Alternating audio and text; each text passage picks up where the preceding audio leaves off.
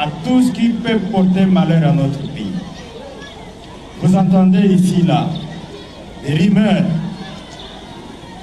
des vendeurs d'illusions. Ils disent le 20 décembre, ils vont attaquer l'espace du Grand Katanga. Ils vont attaquer la 22e région militaire. Regardez ces enfants. Si le 20, il y a des troubles, on n'allait plus les revoir. Regardez-vous, partout où vous êtes, s'il y a des troubles le 20, vous ne serez plus assis là.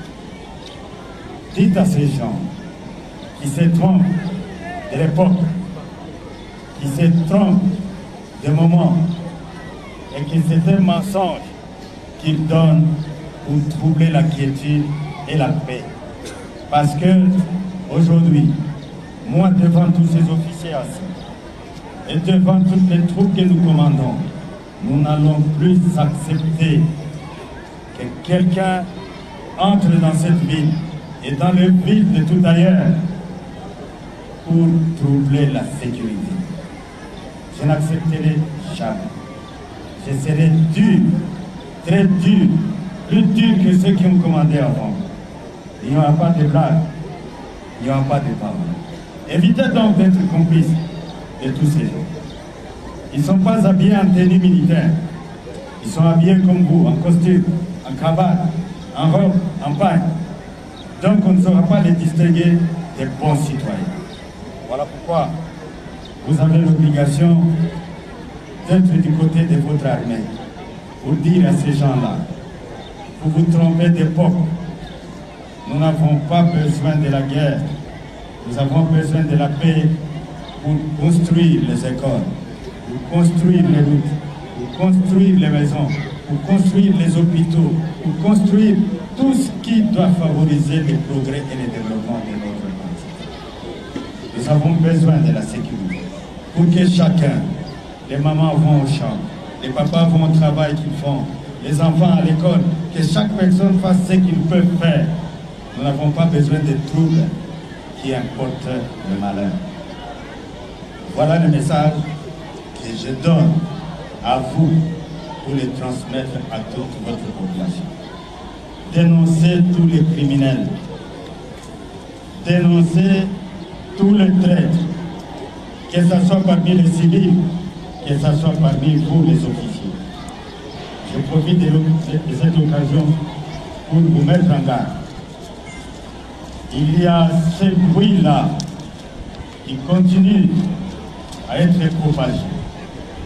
Je vous interdis, vous officiers, à travers vous toutes vos unités. Si quelqu'un d'entre vous est accusé de complicité avec l'ennemi, il sera fusillé. La peine de mort est restaurée.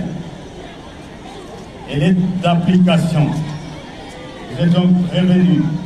Si vous êtes accusé, vous êtes dénoncé de complicité avec l'ennemi, de trahir votre pays, vous serez fusillé. Les temps ont passé. Les moments ont changé. Je vous appelle à la loyauté, à la fidélité et au courage, au sacrifice pour défendre votre pays. Ainsi, Monsieur le directeur de l'école primaire Boulogne, je vous dis merci parce que vous avez eu le courage.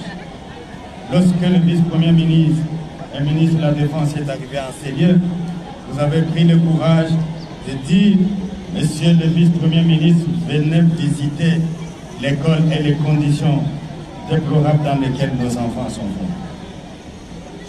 Le vice-premier ministre a écouté votre demande. Si vous avez fait plusieurs demandes, vous auriez pu obtenir plusieurs solutions. Et donc, à la prochaine occasion, si vous avez la possibilité de parler aux autorités, ne soyez pas limités.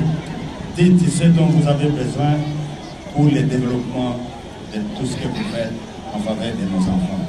Je vous dis merci et en ces lieux, je voudrais vous appeler devant l'Assemblée pour recevoir symboliquement ce que le vice-premier ministre, le ministre de la Défense a ordonné de faire pour vos enfants. À la longue, Si vous avez besoin de construire des maisons, ne cherchez pas toujours les ingénieurs civils. J'ai des ingénieurs civils parmi les jeunes. Si vous avez besoin de construire vos hôpitaux, vous avez besoin de faire quoi que ce soit qui relève de la technique et de la science, votre armée est disponible.